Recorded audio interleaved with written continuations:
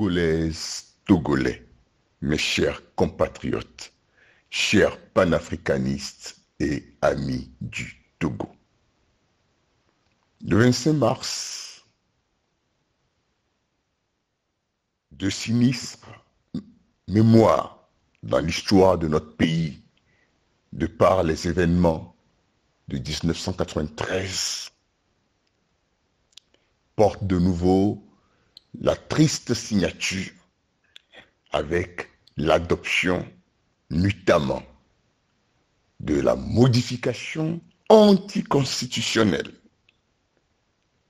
contraire aux dispositions de l'article 144 de la Constitution de la République par une Assemblée nationale illégale, illégitime, non fondée à légiférer pour le plaisir de la minorité pieuse. Ce faisant, Faure Gnassingbé a orchestré dans l'indifférence des forces politiques, 6e coup d'État, un crime imprescriptible après le 5e coup d'État opéré au lendemain du scrutin du 22 février 2020, qui l'a chassé du pouvoir lors de ce référendum qui restera dans la mémoire collective. L'heure est extrêmement grave sur le fondement de l'article 150 de la République. J'en appelle à toutes les forces vives, aux forces de défense et de sécurité, à tous les Togolais dans la diaspora, à se mobiliser, chacun avec les moyens dont il dispose sur toute l'étendue du territoire national pour descendre à compter de ce mercredi 27 mars 2024 pour libérer la République. Notre pays, le Togo, ne sera plus la proie de Faure Gnassingbé et ses satanistes. Il est de notre responsabilité collective, à compter du mercredi 27 mars 2024, d'œuvrer par tous les moyens pour libérer le Togo et redonner sens et perspective à la nation tout entière. Le gouvernement légitime du Togo en exil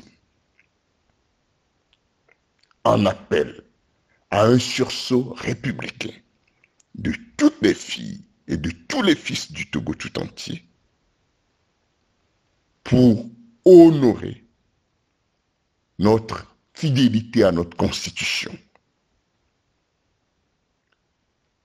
Le gouvernement légitime du Togo en appelle aux forces de défense et de sécurité d'honorer leur serment au drapeau togolais. Le gouvernement légitime du Togo prend à témoin l'opinion internationale, notamment la CEDEAO, de la grave forfaiture que vient de réaliser M. Faure Gnassingbé et ses acolytes.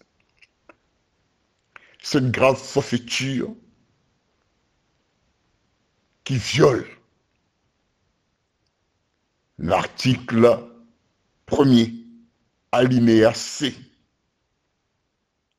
au titre de la convergence constitutionnelle du protocole A/SP1/12/01 de la CEDEAO sur la démocratie et la bonne gouvernance, additionnel au protocole relatif aux mécanismes de prévention, de gestion et de règlement des conflits et requiert de la CEDEAO une vive condamnation sans délai. En ma qualité du président du Conseil d'État du Togo, j'interpelle toute la communauté internationale à sortir de son silence pour protester et exiger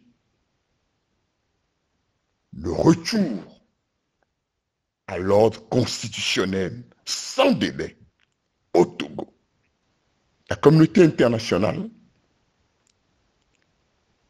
spectatrice depuis le 22 février 2020,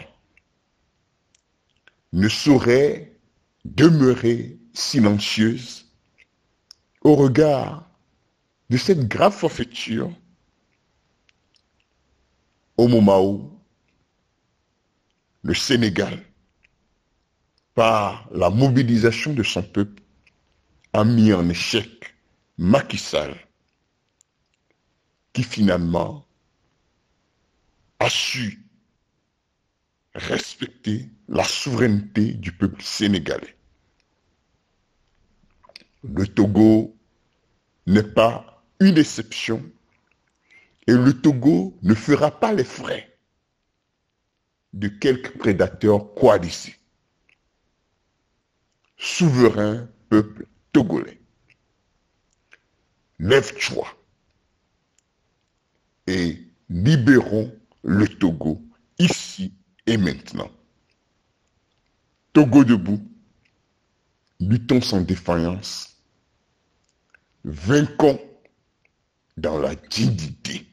Vive la République, vive la souveraineté intégrale du Togo. Que Dieu bénisse le Togo et chacun de ses enfants. Je vous remercie.